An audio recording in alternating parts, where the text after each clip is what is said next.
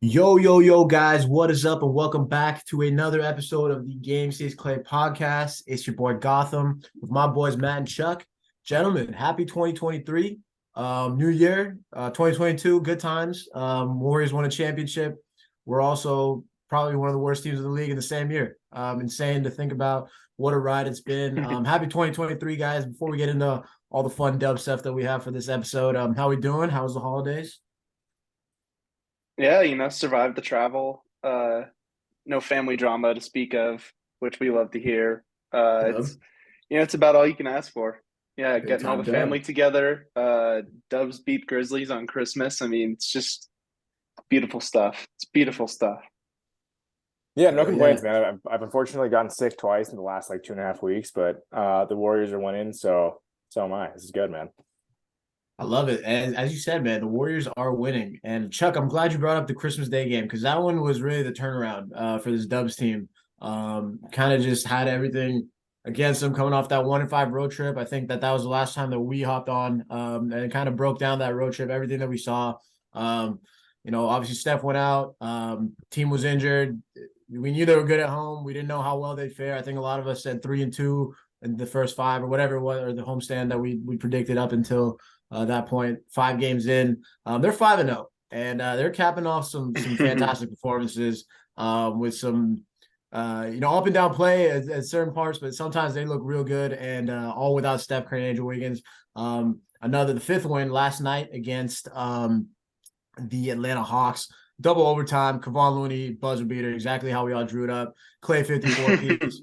But just what were your thoughts? I want to start with last night's game, and then we'll kind of get into the this 5 game homestand so far deeper. But what do you guys see last night? Obviously, a different kind of script compared to how they've been winning them. The Warriors got up big early, and then the third quarter again, they kind of just let Atlanta come back. I think defensively they were fine. They're struggling a little bit, couldn't make a shot, and then Atlanta was back in the game. And next thing you know, you've got 2 extra overtimes to play, some clutch shots, some insane turnovers, and a Looney put back rebound buzzer beater. So just take me through your thoughts from last night, your takeaways, and yeah, let's right into it. Chuck, get us started, man.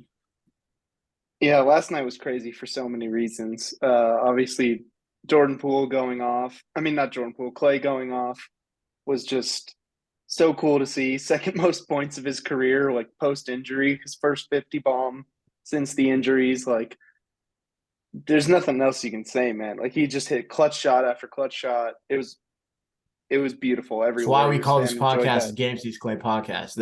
That was the guy that we named this after. 100%. And I think the way Draymond played too was just outstanding. Like he was just not only commanding the offense, but dictating so much of what Atlanta could and couldn't do offensively. Like he was just blowing up Trey and DeJounte pick and rolls all of the time. And then Kevon Looney, man, saving us the third overtime, getting the tip in on Klay trying to go for another crazy shot. So, whew, it was a lot. But we're alive. The winning streak's alive. 2 games over 500. Man, I did not think we would be here when Steph went down. Yeah, it felt going being 500 at all felt like a pipe dream. When Steph went down, I thought I was kind of guessing a couple games below was kind of best case scenario. I know Gotham's kind of wiping the dust off his shoulders because it Can't could be wait. it could be Jordan Poole out there with the three of us, and then one of our dads, and Gotham. I think we have a chance at winning. So I appreciate it, Gotham.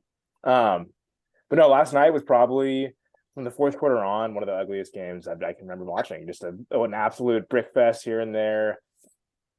Looney saved the day. He there was no chance that the Warriors were getting stopped into that game. Just with they had no one to stop Trey getting into the paint at all. So that floater was kind of just like he got in there. I think we all saw it coming. This is going in, and then Clay's shot looked good. I thought leaving the hand, I was like, oh Jesus God, what a night.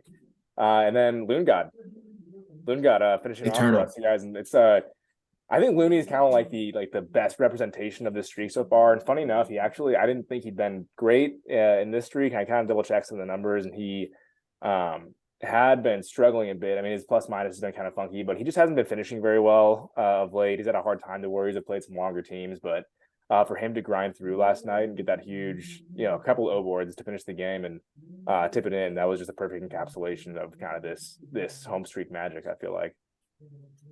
Yeah, I mean, like last night especially, and this whole kind of win streak in general, but last night especially, you saw the old guys, the Clays, the Draymonds, Loonies, the guys that have been here.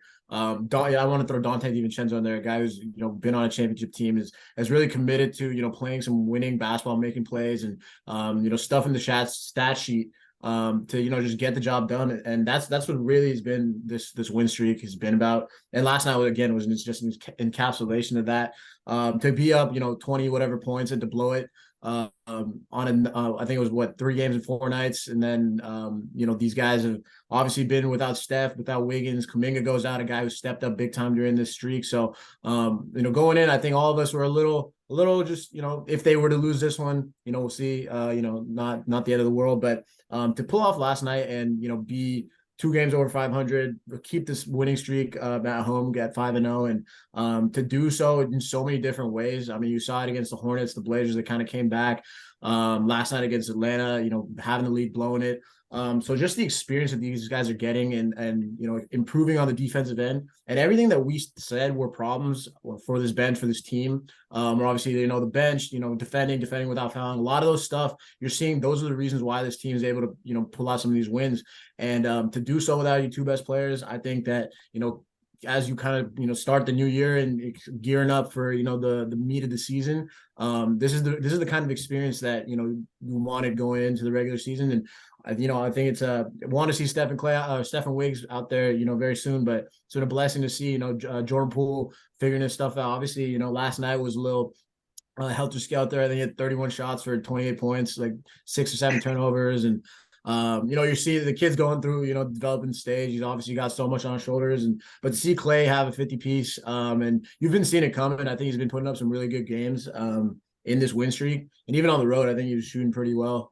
So just to see him, and obviously Draymond defensively. So last night was great. Obviously ugly towards the end, but it's got me feeling good. Better than I had a pipe dream that they would be 5-0. Didn't know if they'd actually pull it off, but glad to see one time you can cash in the chit. But it's been fun to watch, man. It feels like the perfect kind of way to start having hope for a better road segment of the season, because these are tough games they're winning. They're not like they're at home, of course, and that's huge. And they're obviously there's no argument. They're great at home now. But these are the kind of games that are so intense that I feel like the mentality translates to going on the road. And especially when you don't have Steph, you don't have Wiggs. I'm looking forward to seeing how they take this basically and kind of translate that mental struggle to those road games. I think it's going to be really positive. And Gautam, I also want to say, I think has Draymond Green officially reclaimed the second best player in the Warriors spot? Because this guy has been playing out of his mind, and the Warriors are 5-0 with this guy anchoring you everything. might have to give it back to him, man. Obviously, it's tough for Wiggs to lose that spot with that just being out. But what Draymond's been doing this, it sounds like he's got a bad back too. Like just playing through that. That's the one part about this like stretch that's kind of concerning. Not concerning, but like you wouldn't really want to see like Draymond and Loon, obviously Klay like putting up like extreme minutes. But like they said, guys are out right now. So for them to still be able to step up without their superstar and Wiggs. Who's kind of become that, just like Iron Man for us. So we've never really had a stretch without Wiggs. So to see Draymond and Klay and Loon put these guys on their back and just show the team, show the league that there's still stars in their own right. So I love Wiggs.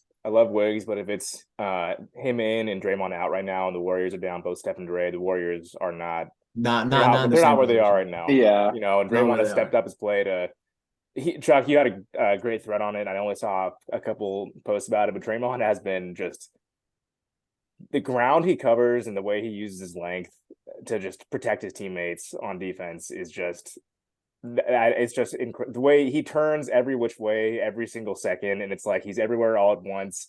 You can't get enough of it. And again, this guy has been quite literally giving up his body from the sounds of it to keep this team afloat, and they are afloat because of him. They're in a Gautam, you mentioned earlier, but they're in a potentially really good spot going forward. Yeah, no, Draymond has been out of this world. Like the plays that really cracked me up last night were where he would just be sort of not even really paying attention to where John Collins is as long as he's on the perimeter, and he would just drift in front of Trey or DeJounte, and especially on one possession, he's just walking, and then once Dray beats him, he intercepts him, drives him all the way to the baseline, covers his turnaround, and then the kick out goes all the way out to John Collins, who misses another three. And it's just like watching this guy when a team has just given him the free license to roam around is just so special. And He's a safety out there. He's also so aware of how bad Jordan Poole is at guarding the pick and roll that he's just so ready in anticipation to cover up what Jordan screws up. And there were a couple plays yesterday I was just like, oh, two stay with the ball, and that roller is right there. And Draymond, and again, sagging off Collins, Chuck, right there, so fast. It's just wild, man. It's awesome stuff. I think the biggest thing for Draymond too, like defensively, obviously he's one of the greats of all time, but I think his like being an offensive threat too, like he's knocking down threes. I feel like he's hitting at least one, maybe two a game, like and he's hitting big shots. So just to be that offensive threat that I think last year in the postseason, we said that Draymond being an offensive threat kind of unlocks his team even more, and obviously that's with everyone healthy and stuff. But to see him, just kind of let that thing fly, and it's going in. The meme, everybody's gangsta till Draymond shoots. That's a perfect encapsulation of how the Warriors are right now, man.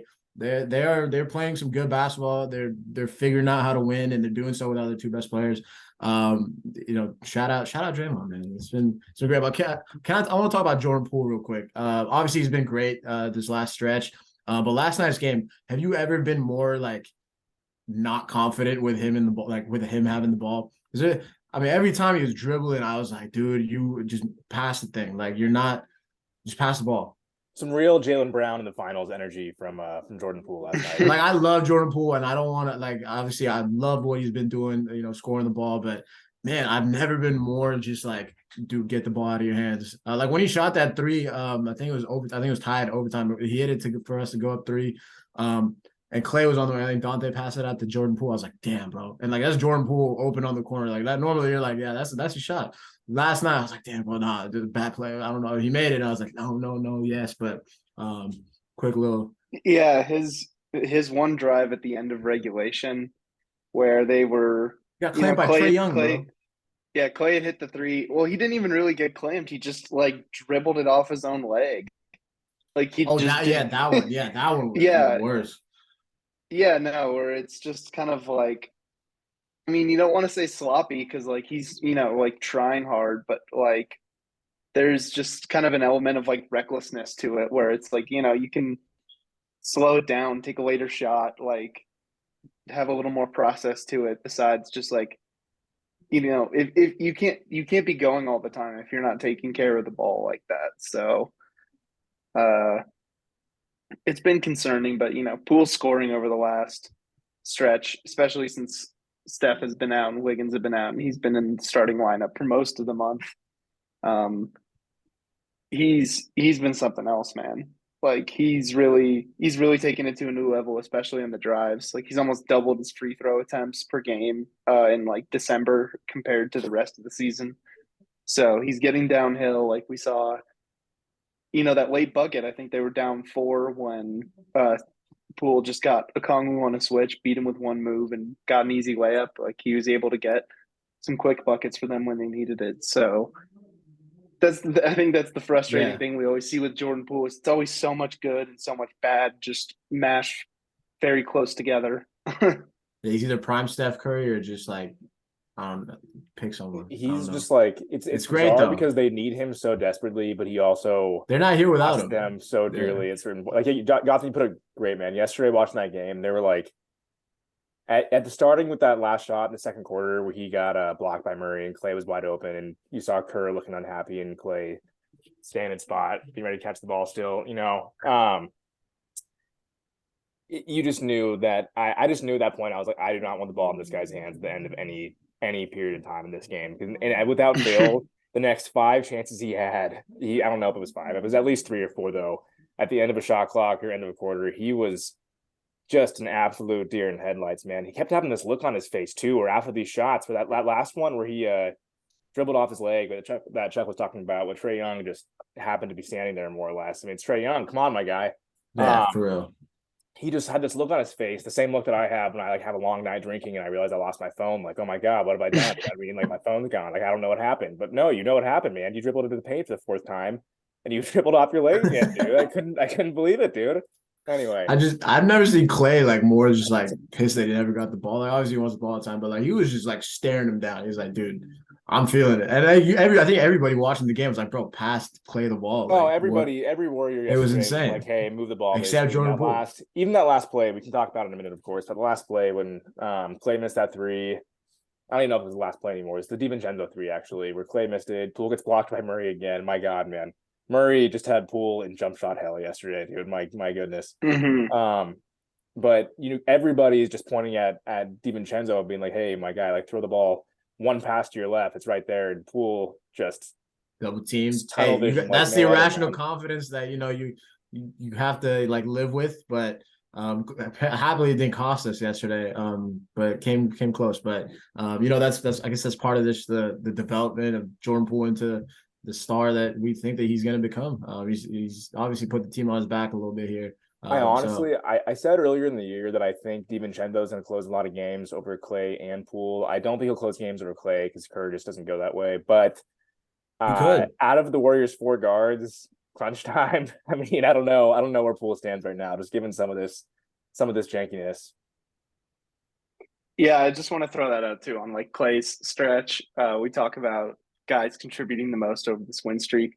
Klay's at 34 points per game in the 4 games he's played. Let's go, Klay. Streak. Put the team on your back, brother. Let's go. Yeah, he's going beast mode. He's taking 15 threes a game and he's hitting 42%. Like that's a guy who once a star, always a threat, bro. You can't sleep on the gray ones, man. Don't sleep on them. But yeah, dude. Shout out to Klay. But another guy. No, go for it, man. I was gonna say it's crazy, man. Despite Jordan's struggles, him and Klay are combining for 64 points a game right now during this 5-game stretch, which is just you can't ask for much more.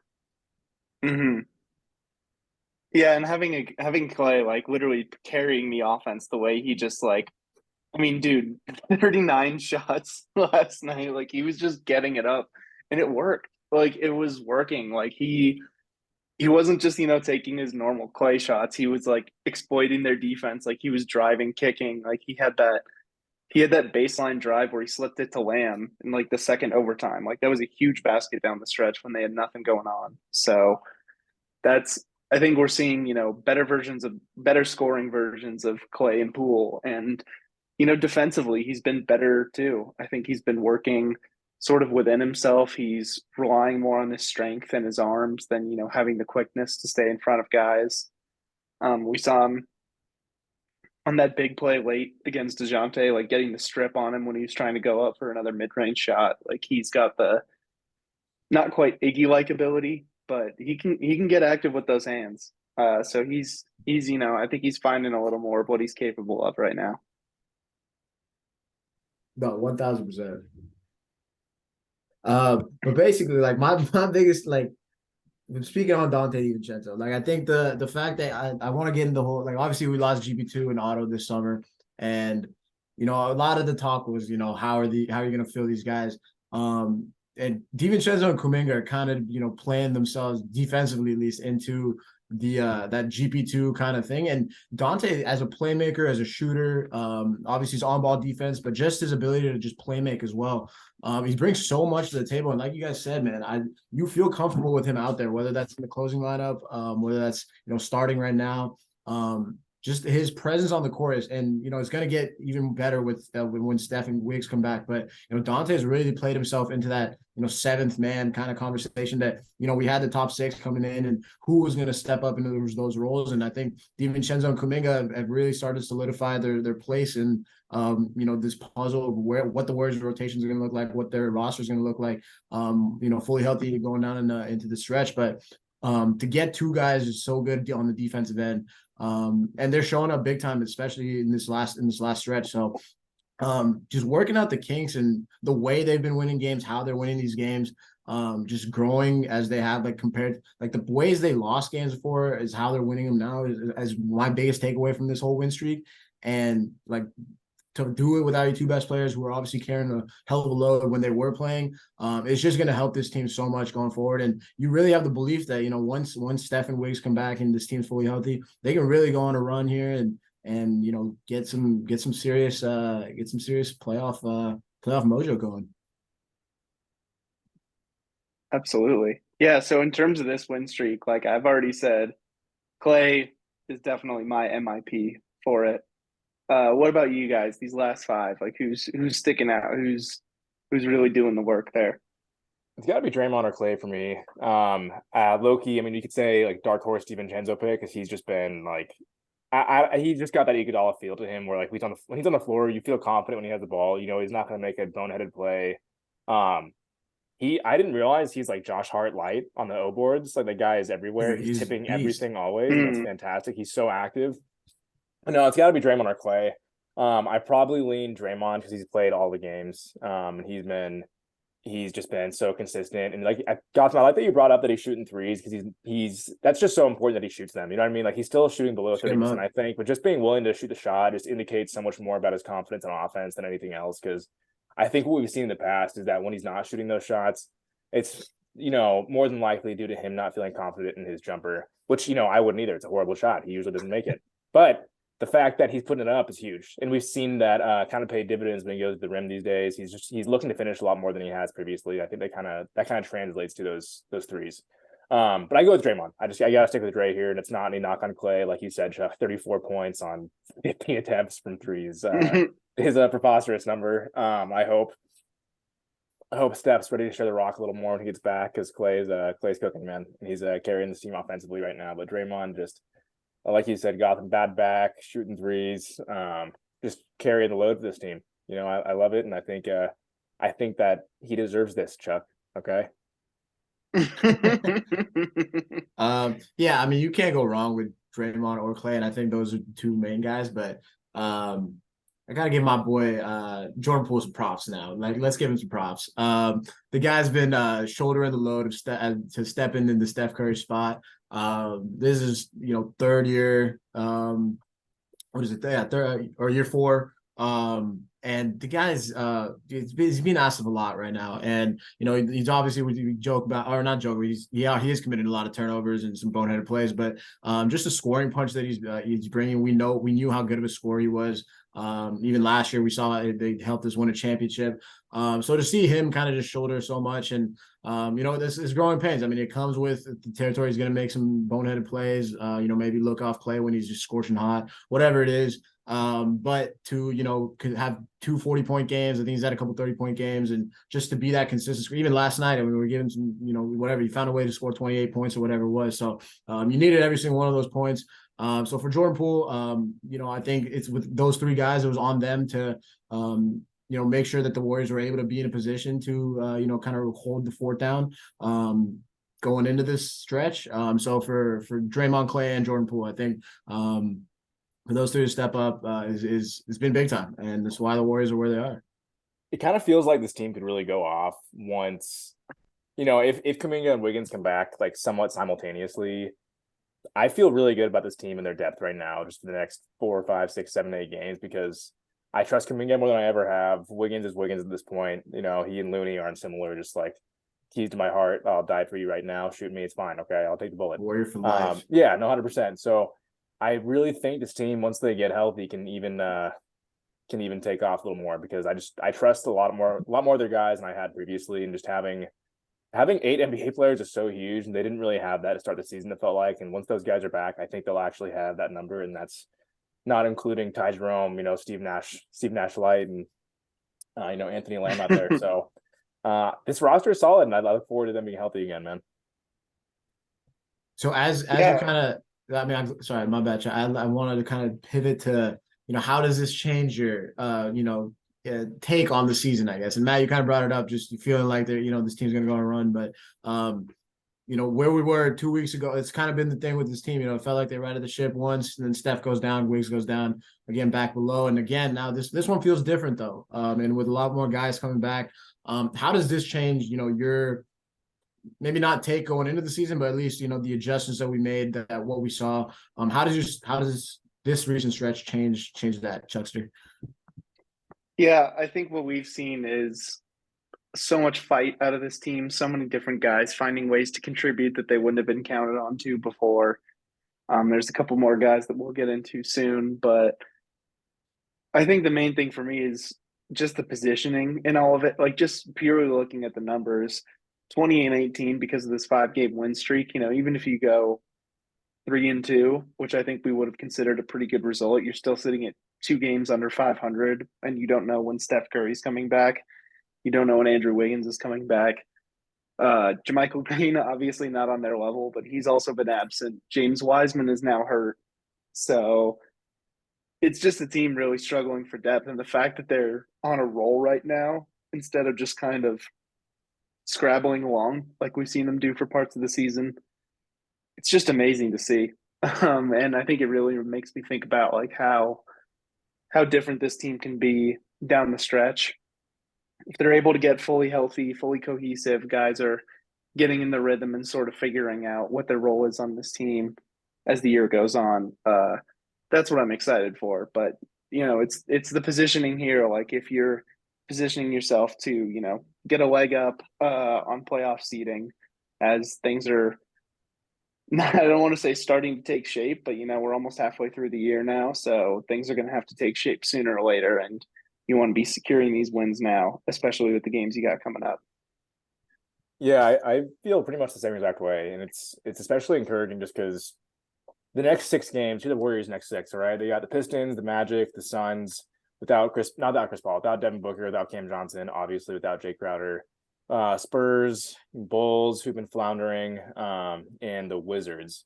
Those are just 6 winnable games. This team is kind of, I'm not going to say they're there yet, but they're kind of trending towards, in my mind, like this team wins the game they should team. So if they are that team, we'll find out in the next couple of weeks because there's a real chance they're 26 and 18 after this next stretch. I know that sounds crazy, and I'm usually not the one to say things are going to go great, but again, I'm getting to the point where I trust this team to take care of business when they're supposed to, and it's especially at home, obviously. And those last 3, the Spurs, Bulls, Wizards, are on the road, so that's a real good test to see. Hey, those are teams you should be on the road. Let's see what happens. Let's see what happens here. Are you guys concerned at all about the Kuminga thing? Is this like the Warriors being the very cautious Warriors, or is there something we should be concerned about, do you think? Yeah, I mean, I It think just just strikes me as like they're being overcautious because he's been great and they don't want to mess with anything more than they should. yeah, like exactly. Like I think that he's played himself into like a position where you know what he brings to the table at this point.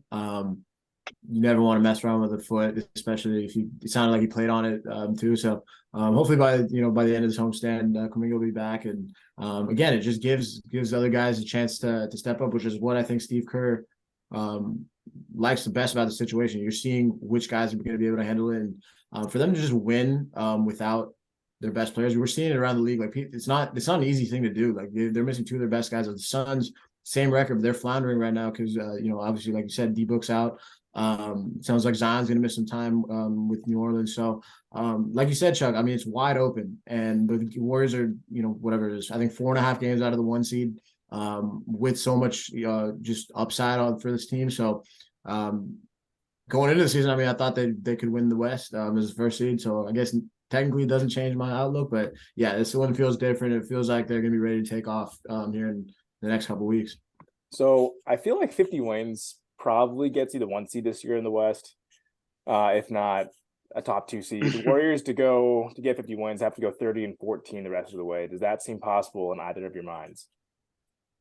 I mean, Possible, possible, yes. yeah. Do I think it's going to happen? Yes. Yeah. Wouldn't be me to say that. But no, I feel like, yeah, we'll stick with 50 wins. I feel like 47, 48 is a pretty safe bet. Like they're going to end up around that range because when they get these guys back and they get cooking down the season, like we've seen from this team, like every regular season they have a run that they're able to sustain.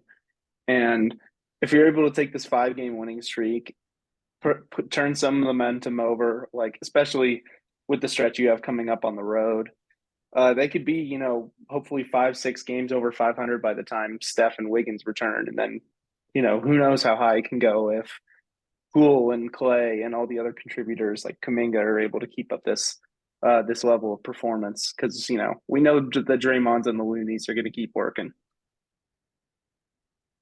Yeah, 1,000%. I feel mostly the same way. I think 50 is a lot, Gotham, but I don't think it's out of the question, man. I'm trending towards Goptimism, dude. We'll call it, dude. Gotham optimism. Hell yeah, look at that. That's Okay. right. That's right. Before we get out of here, I think it's worth noting that the two youngins, probably the Warriors. Well, I shouldn't say the Warriors. I should say that fans probably did not think would shine as hard as they have the last few games are Kuminga and PBJ. We've kind of seen Moody having a rough go about it. Wiseman's been up and down all season. Obviously showed a little more the last few weeks, but he's been out the last couple of games. Kuminga and PBJ, though, have been pretty damn good. Kuminga, obviously, you mentioned was hurt last game, but Patrick Baldwin Jr. has played, spot minutes here and there, 8-9 minutes a game, and he's looking like he might be a piece. So what are you guys thinking about those two? Yeah, the one thing I want to throw out about PBJ just right off the bat, he's gotten into 7 games over the month of December. Well, actually, December plus last night, so 7 games over the past month. He's getting up 4 threes a game in 9 minutes, and he's hitting 48% of them.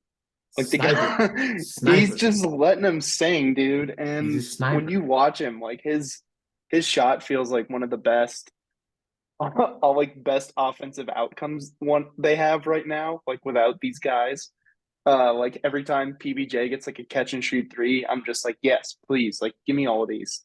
So yeah, I love seeing it, and Kuminga, he's bringing the defense as usual. He's getting there with his drives. He's making strides as a cutter and starting to fight his place offensively. So Chuck, are you on more minutes for PBJ? Are you on that train?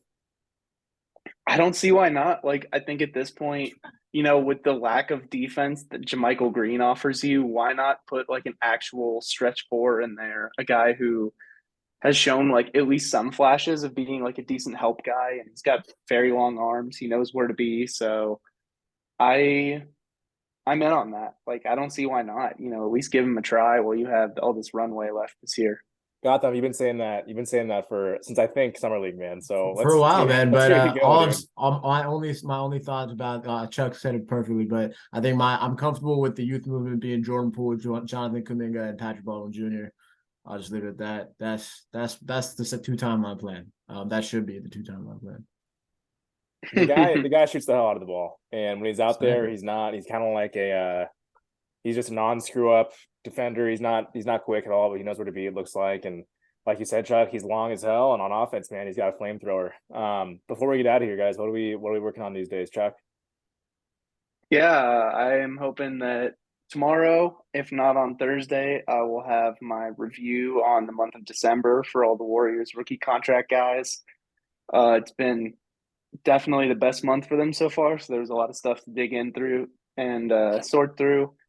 And hopefully later in the month, we'll see my deep dive on Jonathan Kuminga's defense and how he's progressed from his freshman year all the way through now. So for those of us who don't know, we'll see how that goes. When Chuck dives deep, he's exploring new depths of the ocean, man. He's not talking about scuba depth. Man, he's going to the depths of the world. Okay, I don't snorkel.